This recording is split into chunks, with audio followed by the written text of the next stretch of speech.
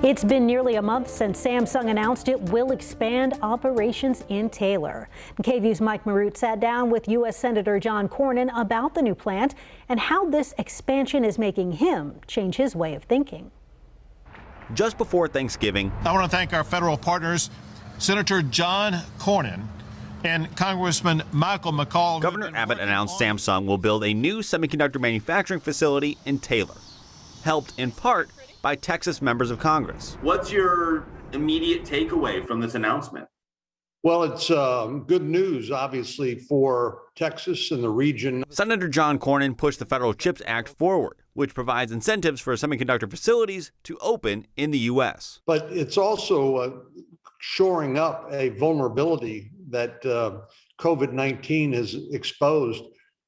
We know that a lot of the manufactured goods that we buy and use in America are made overseas because the cost of making it is lower. An over-reliance on other nations off our shores to produce the key components to our most vital defense assets is a huge, huge risk. It's an unacceptable risk. The mindset that cheaper isn't necessarily always better. Do you think that's going to kind of bleed over into other legislation for you? I think our competition with China and what we've learned in terms of the vulnerability of our supply chains as a result of COVID has really forced all of us to think a little bit differently.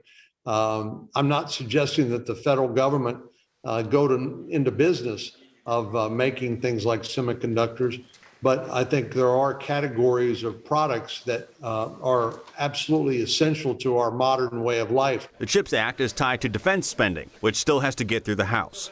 Cornyn believes that will happen soon. I expect that by February, mid-February, when the current spending bill expires, that there will be another one for the rest of the year, and this will be part of that. Samsung plans to start building the new facility next year and start producing chips in 2024. In Austin, I'm Mike Marute.